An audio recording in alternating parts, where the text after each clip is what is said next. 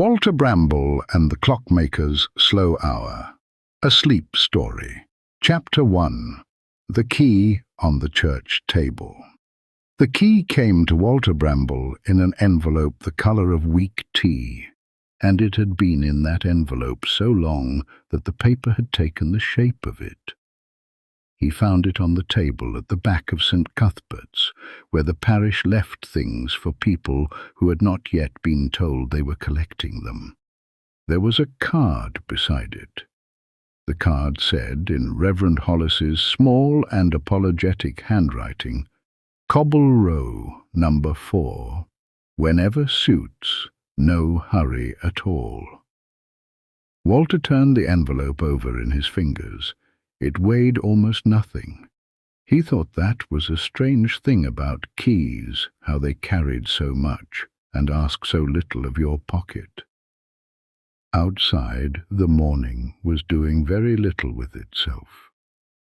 It was the middle of November, and Willowmere had settled into that part of the year when the light never quite arrives, only leans in at the window for a while, and then thinks better of it. The lime trees along the churchyard wall had given up their leaves a fortnight ago, and now stood about looking honest and bare. Walter buttoned his coat to the second button, which was as far as he ever went, and set off down the lane. Cobble Row was not really a row, and had not been cobbled since before the war.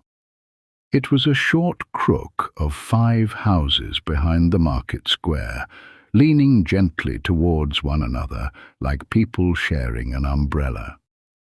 Number 4 had a shop front, or the memory of one, with a bowed window of small panes and a door set 2 steps down from the pavement. Above the window, in gold letters that had gone the colour of butter, it said Alderney, and underneath, smaller clocks. Walter stood on the pavement for a moment before he went in. He had known Samuel Alderney for something like 30 years, in the way you know a man in a village, which is to say, completely and hardly at all. He knew that Alderney took his tea with no sugar and his walks in the rain. He knew that he had come to Willowmere from somewhere north and had never once said where. He knew the exact sound of his shop bell. He did not know whether the man had a middle name, and now there was nobody left to ask. The key turned with a little reluctance, and then with a soft double click, the way a good lock does when it has been oiled by somebody who knew what he was about. The bell above the door rang. It was a small brass bell on a curl of iron, and it made the sound Walter had heard 100 times when coming in to have a strap replaced or a chime looked at, and hearing it now in an empty shop was not sad exactly. It was more that the sound arrived expecting somebody and found only Walter, and did not seem to mind. Then the door swung shut behind him, and the bell went quiet, and Walter stood in the cold front room and listened. The shop was full of clocks that were not going. That was the first thing. There were perhaps 40 of them, on shelves and on the floor, and hung in ranks along the wall, long case and bracket and wall regulator and carriage, mahogany and oak and rosewood, brass dials and painted dials, and one enamel face with a crack across it like a river on a map, and every single pendulum hung still. A room of stopped clocks is quieter than an empty room. Walter had not known that until then. An empty room is only silent. A room of stopped clocks has taken the trouble to be silent, and you can feel the effort of it. The air smelled of clock oil and brass and old wood shavings, and underneath those, faintly, of coal smoke that had got into the plaster over 60 winters and would never come out. Walter took his hat off, which was not necessary, and held it. "Well," he said. He said it to nobody, and it was a great deal more comfortable than saying nothing at all. He put his hat on the counter and drew back the first of the dust sheets, and the light came into the room in the slow, grey, unhurried way it does on a November morning, and settled on everything, and stayed. Chapter 2. The Clock That Was Still Going. Walter worked through the front room without any particular system, which he felt Alderney would have disapproved of, and did anyway. He folded the dust sheets rather than pulling them, so that the dust went down instead of up, and by the third one he had worked out a way of doing it that made almost no sound at all. He stacked the folded sheets on the window seat. There was a good deal of satisfaction in the stack. Underneath the sheets the clocks were in better order than he had expected. Nothing was broken. Nothing had been left half apart. Every case was closed, every glass was clean. Every key was hung on its own small hook inside its own small door, and every pendulum had been stopped deliberately and gently, held until it settled and left. That was the word for it, Walter thought. The shop had not been abandoned. It had been put to bed. He was standing in front of a long-case clock in the corner, a plain country piece in oak with a moon dial and a slightly hopeful painted galleon when he heard it. It was so quiet that at first he thought it was in his ear. A small, dry sound, patient and regular, coming from behind him and slightly to the left. Tick. And a pause that was exactly as long as it ought to be. Tock. Walter turned round very slowly, the way you do when you are afraid of frightening something. On the shelf above the counter, half in shadow, stood a small bracket clock in a black case with brass corners. Its pendulum was swinging, not fast, not with any sense of hurry, but going and going and going in a room where nothing else was. Walter went over to it and stood there with his hands behind his back and watched it for a while. It was a good clock, and not a grand one. 8-day movement, he thought, by the size of it. The dial was silvered and had gone a little dark at the edges. The hands were fine and blued, and one of them had been replaced at some point by somebody with more skill than the original maker. It said 20 minutes past 10. Walter took out his own watch, which had been his father's, and which he had never quite trusted, and looked at it. His watch said 24 minutes past 10. Then, as he stood there, the church clock on the other side of the market square began to strike the half-hour, and the small black clock on the shelf did not, and did not, and then quietly did 4 minutes later. Walter put his watch away. The obvious explanation was that somebody had wound it. An 8-day clock will run 8 days and then it will stop, and it does not care whose shop it is in or who has died. Alderney had been gone since the end of September. Somebody had been in here since then, had lifted this one clock down or reached up to it, had opened the little door, had fitted the key, had wound it, and had left everything else exactly as it was. Walter looked at the door. The lock had been stiff, but only in the way of a lock that has not been used in a month, not one that has been forced. He looked at the floor. There was dust, but it was the thin, even, undisturbed dust of a room shut up, and it lay across the boards with no footprints in it but his own, which came in from the door and went where he had gone and nowhere else. He looked up at the shelf again. "Now that," said Walter, "is interesting."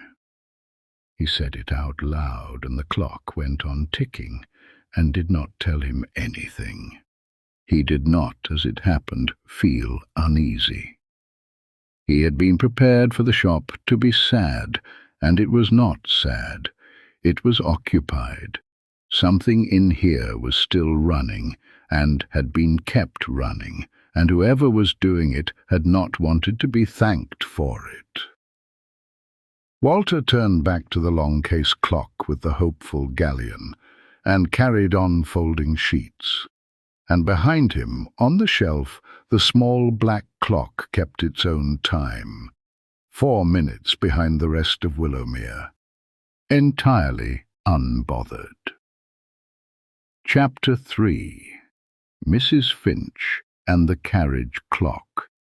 At 11:30, or 26 minutes past by the clock on the shelf, the bell above the door rang, and Mrs. Finch came down the 2 steps with a tin under one arm and a flask under the other. "I saw the shutters open," she said, "and I thought, that will either be Walter Bramble or a burglar. And a burglar would have shut them again." Sound reasoning. "I have brought tea. There will be no tea in this building, and if there is, it will be older than the tea I have brought." She set the flask on the counter and looked around at the room and stopped talking, which for Mrs. Finch was a considerable thing. Walter let her look. "He kept it very nice," she said at last. "He did." Charles always said the shop was tidier than the man. Charles was right about most things. Charles was right about very few things, said Mrs. Finch, but he was right about that one, and I have let him have it ever since. She opened the tin. There was fruit cake in it, cut into slices that were slightly too large, which is the only correct way to cut fruit cake. And she put the tin down where Walter could reach it without being asked. They sat on the 2 chairs by the window, which were the sort of chairs a shop keeps for customers who are going to be a while, low and firm, and covered in a green cloth that had worn shiny on the arms. "Do you know," said Mrs. Finch, "he mended my mother's carriage clock." I did not know that. 1971, perhaps 72. It stopped the winter she was ill, and she took it very badly, more badly than she took being ill. And I brought it down here in a shopping bag with a tea towel round it because I did not want to be seen carrying it. Why not? Because I was 31, and I thought a person carrying a clock looked ridiculous. "A person carrying a clock does look ridiculous," said Walter. "It is the way you have to hold it out in front of you. Like an offering." "Like an offering, yes." Mrs. Finch turned her cup round in her hands. "He kept it a week. He gave it back, and it was going. And when I asked him what I owed him, he said there was nothing owing, because the fault had been a hair. An actual hair, he said, in the escapement, and he was not going to charge a grieving woman for the removal of a hair. Did you believe him? Not for one moment, said Mrs. Finch. I looked at that clock every day for 11 years after, and I can tell you it had a new mainspring in it. But he had said hair, and once a man has said hair, you cannot very well go back and make him say mainspring. Walter laughed quietly into his tea. My mother died in the March, said Mrs. Finch. The clock was going on the mantel, and it was the only thing in the house that was carrying on as normal. And I have never been able to decide whether that was a comfort or an insult. It can be both, said Walter. Most things are. They sat with that for a moment. Out in the market square, somebody was collapsing a stall, and the poles rang against each other, and a van started up and went away down the hill and took its noise with it. You will be wanting to know about the clocks, said Mrs. Finch in the voice of a woman, changing the subject firmly and on purpose. I am wanting to know about one of them. He nodded up at the shelf. Mrs. Finch tilted her head and listened, and her face did something complicated. That is going. It is. Everything else is stopped. It is. And it is slow, said Mrs. Finch, because the church clock had begun to strike 12. And the small black clock on the shelf had not. They both waited. It was a longer 4 minutes than Walter had expected, and then the small clock gathered itself and struck 12 unhurried notes in a room where nothing else was striking anything at all. Mrs. Finch put her cup down. I do not like that, she said. I do not dislike it either. Walter, what is it doing? I have no idea, said Walter. But I have a feeling that if I keep folding dust sheets for long enough, somebody is going to tell me. Chapter 4. The workroom bench. The workroom was through a curtain at the back, and the curtain was the sort of heavy green baize that swallows sound, so that stepping through it was like stepping into a smaller and more serious kind of weather. There was one window, high up and north-facing, with the milky, steady light that people who work with very small things always try to get. Under it ran the bench. Walter stood and looked at the bench for some time before he touched anything. It was old, and it was scarred, and it had been kept beautifully. The wood was worn into a shallow dish in front of the stool, where 60 years of forearms had rested. There was a lathe at one end with a leather drive belt gone slack, and a set of gravers in a rack, and a pegboard with the shapes of tools painted on it in white, so that you could see at a glance what was missing. Nothing was missing. To the right of the stool stood a bank of small drawers, 4 across and 11 down, each with a brass handle the size of a fingernail and a paper label in a fine, steady hand. Mainsprings, mice, suspension springs, crutch pins, bushes, brass assorted, hands, minute, odd, hands, hour, oddie, gut and line, catgut, old, keep. Walter opened one at random. It was full of tiny brass washers, hundreds of them, sorted by a system he could not see but did not doubt. He opened another. Clock keys, 40 or 50 of them, each with a small paper tag. He shut them all again carefully. On the bench itself, laid out in a row, were the things a man leaves when he expects to come back: a pair of tweezers, a pot of oil with the brush resting across the lip, a soft brush for dust, a loop. And under the loop, folded once, was a sheet of writing paper. Walter did not pick it up straight away.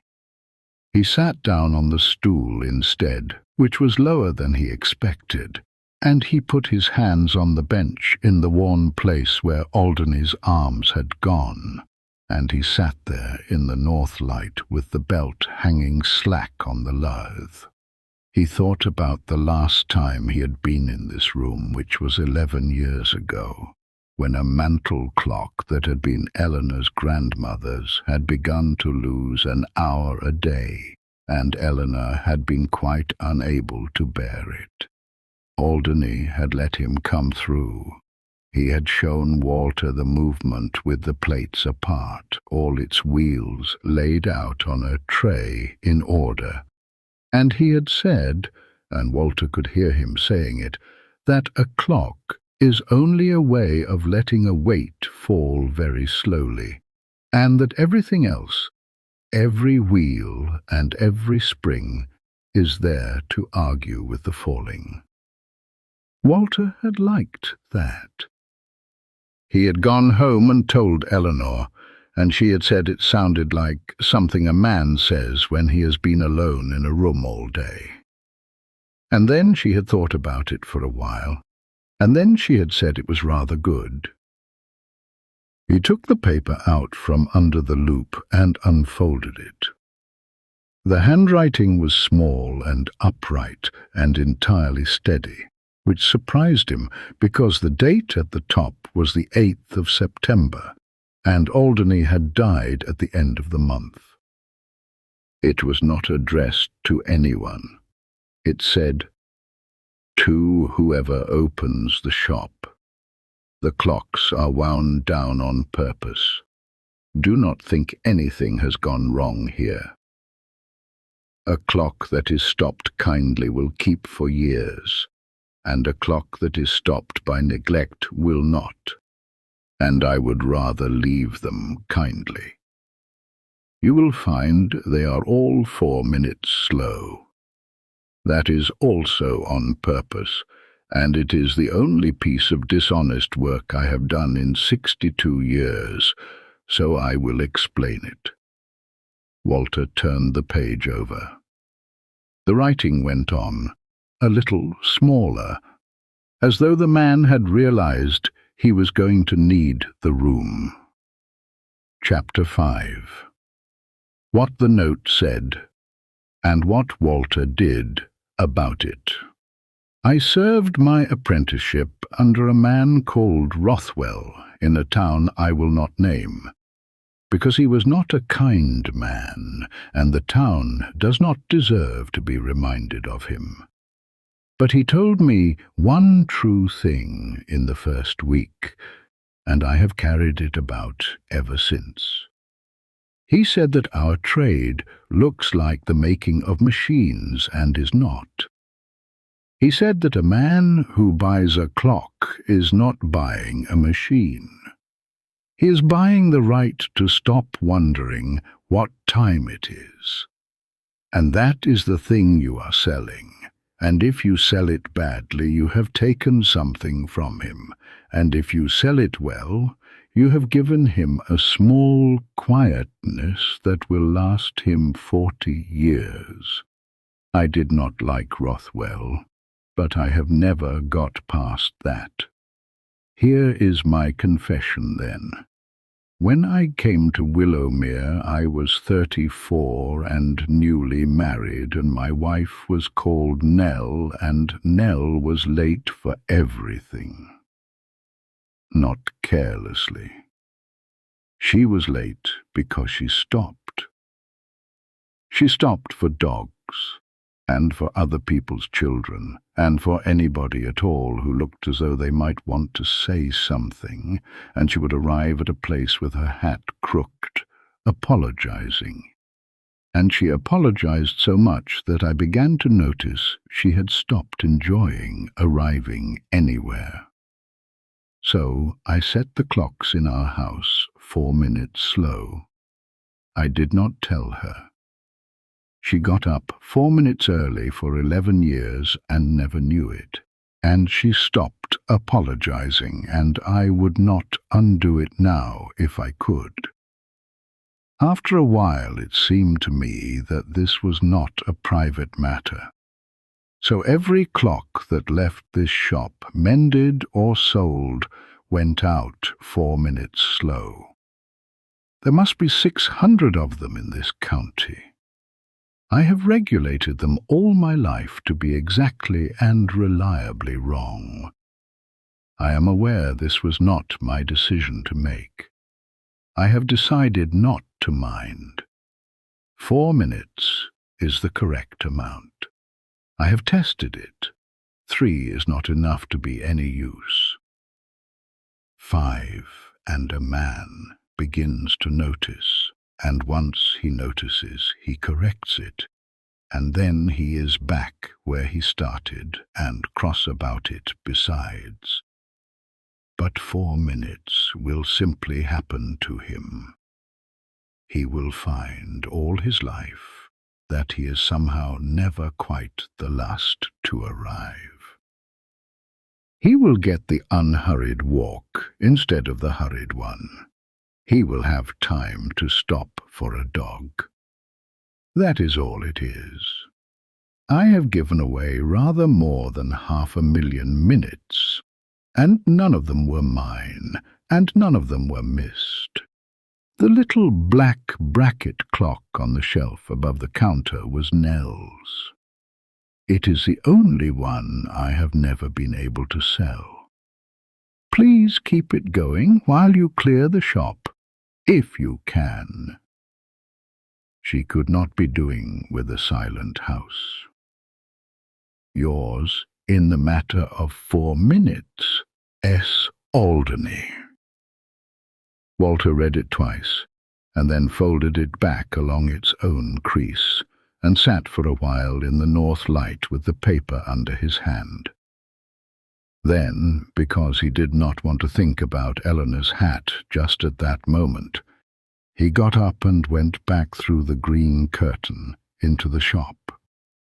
The small black clock was ticking on the shelf. "Right," said Walter. He fetched the stool from the workroom and set it under the shelf and got the clock down with both hands, holding it out in front of him like an offering, which made him smile, and put it on the counter where he could see it properly.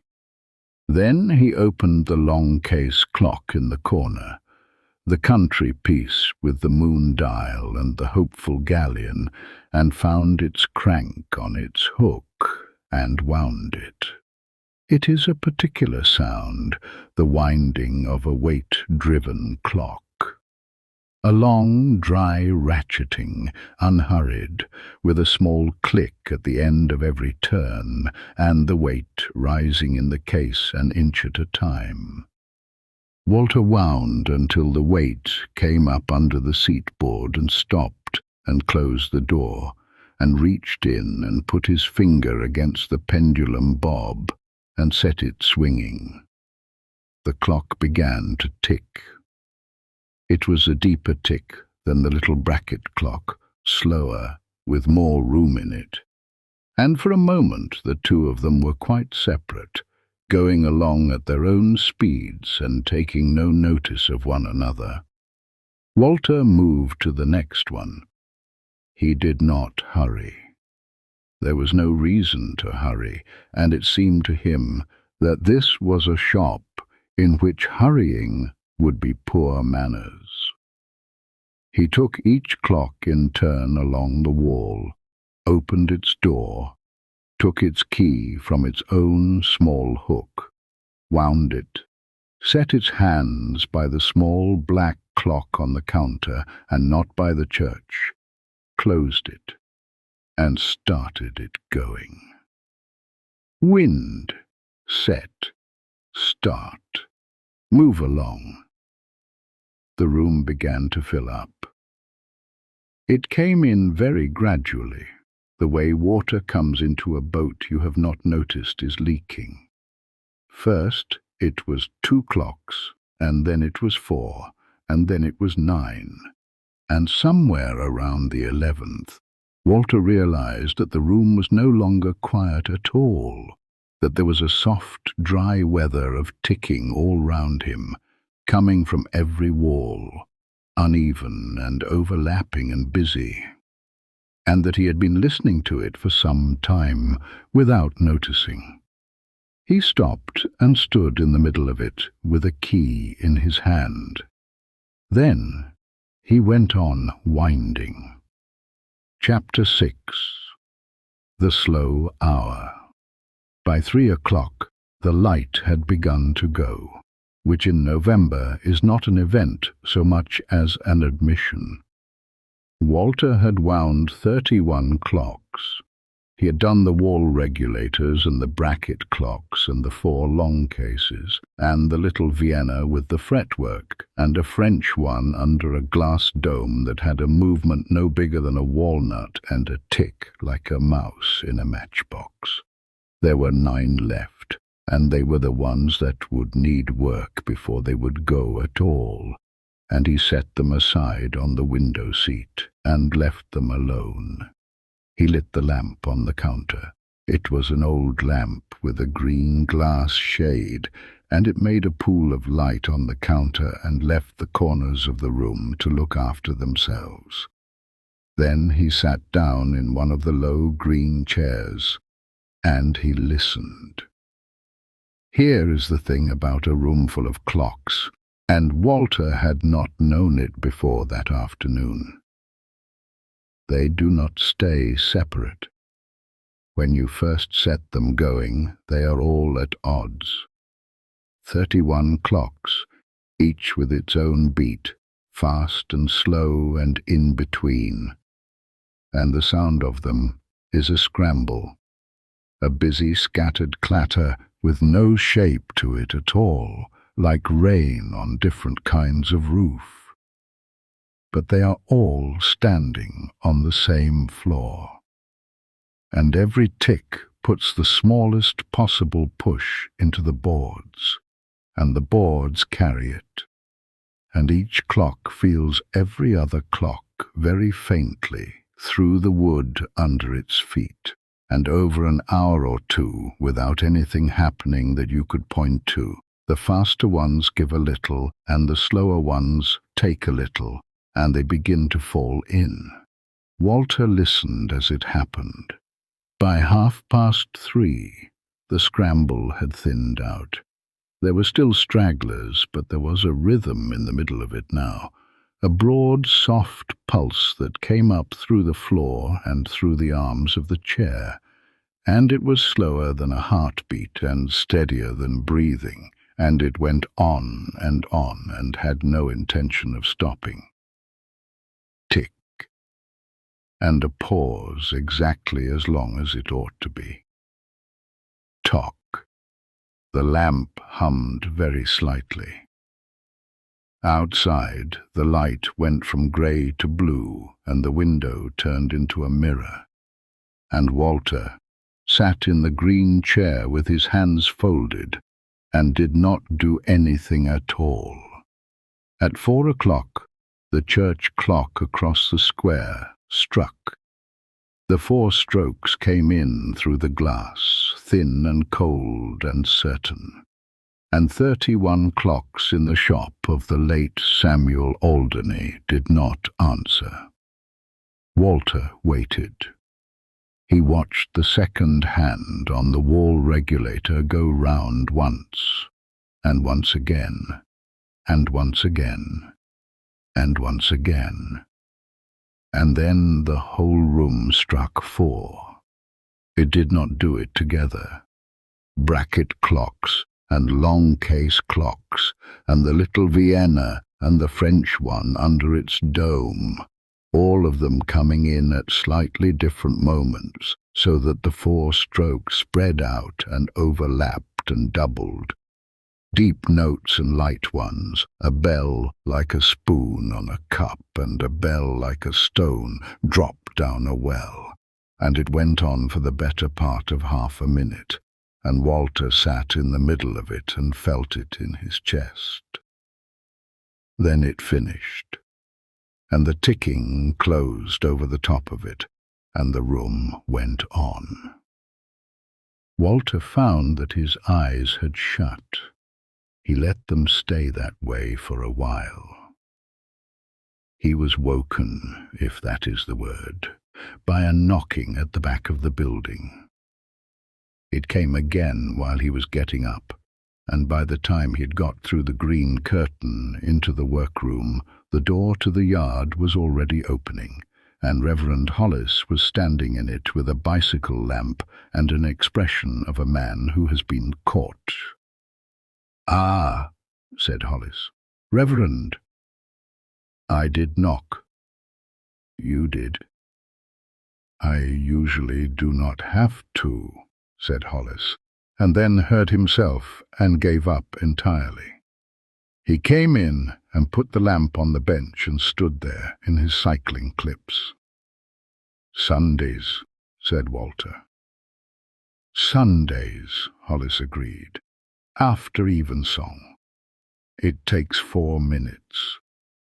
He asked me in the August, when he knew, and he was very awkward about asking, and I said of course, and then he said, and this is the part I have thought about a good deal, he said, do not make anything of it.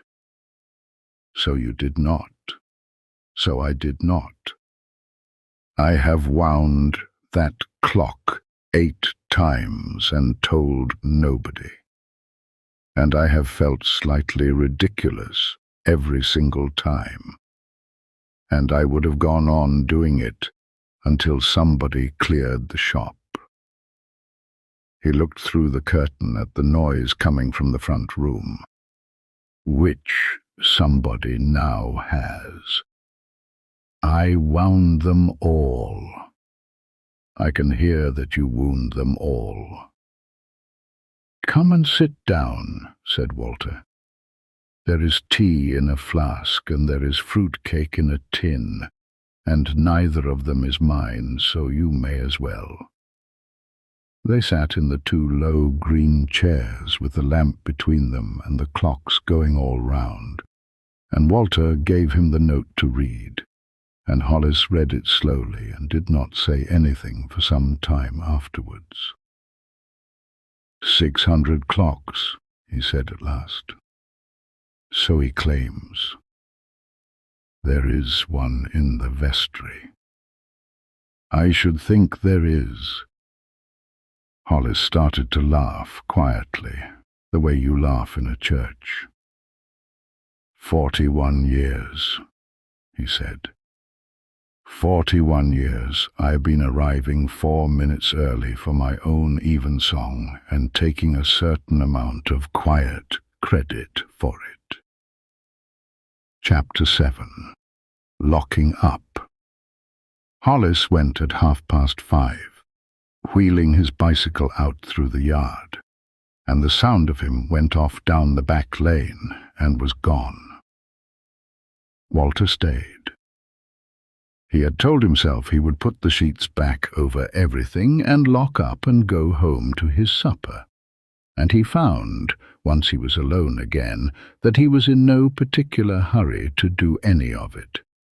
So he turned the lamp down a little and went round the room slowly, 1 clock at a time, not to do anything to them, only to look. The country long case with the galleon, the wall regulator with its long thin pendulum and its plain honest dial, which is a clock made only to be right and not to be admired, and which Walter admired. The Vienna, with its fretwork and its tiny, impatient tick. The French one under the dome, going away busily to itself like a small person doing sums. And on the counter, in the pool of green lamplight, the little black bracket clock with the brass corners that had been Nell Alderney's, and which was the only clock in this room that had never stopped at all. Walter picked it up and carried it back to its shelf and set it exactly where its own clean shape was marked in the dust, and stood the stool back where it belonged. Then he took out his father's watch. It said 22 minutes past 5. Every clock in the room said 18 minutes past. Out across the square the church would say 22, and the buses would say 22, and the wireless would say 22, and the whole reasonable world would agree with the watch in his hand. It would take him about an hour to put them right. He knew how. You do not need to be a clockmaker to move a minute hand 4 minutes forward, and he had watched Alderney do it often enough to know which way you may turn a hand and which way you may not. Walter stood there with the watch open in his palm and thought about it seriously. He thought about a woman in a crooked hat stopping to talk to a dog, arriving somewhere and not apologizing. He thought about Mrs. Finch at 31, carrying a clock through the village in a shopping bag with a tea towel round it, so as not to look ridiculous. He thought about a clergyman on a bicycle, coming in the back way on Sunday evenings for 8 weeks, winding one small clock for a man who had asked him not to make anything of it. And he thought about Eleanor, who had been late for their wedding by 11 minutes, and had never once been told that this was because Walter had put the hall clock back, out of pure, nervous kindness, on the morning of the day. He had never told anybody that. He had rather forgotten it himself. It came back to him now in a roomful of somebody else's ticking, and it came back complete, the cold hall and the brass hands and his own hand shaking. Walter shut the watch. "No," he said, "I do not think so." He put it away in his waistcoat pocket, and left every clock in the room exactly 4 minutes slow. Then he went round and drew the dust sheets back over the ones that were not going, and left the ones that were, because a sheet over a working clock seemed to him a discourtesy. He damped the lamp. He collected the tin and the flask to return to Mrs. Finch. He put on his hat. At the door he stopped and turned round. The room was dark now, except for the last of the street lamp coming in through the small panes and lying in squares on the floor. And the shapes of the clocks stood along the walls, and the sound of them filled the whole shop, steady and soft and unbothered. 31 of them, keeping the same slow, honest, wrong time together. It sounded like a house with people asleep in it. Walter Bramble said good night to nobody in particular, and went up the 2 steps and pulled the door to.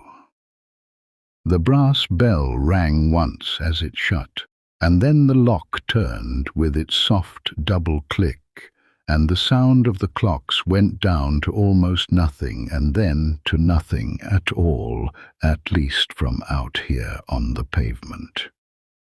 He walked home the long way round the square, past the church, because there was no need to be anywhere. Behind him, in the dark, in a shop on Cobble Row that would not be cleared for another fortnight, the clocks went on.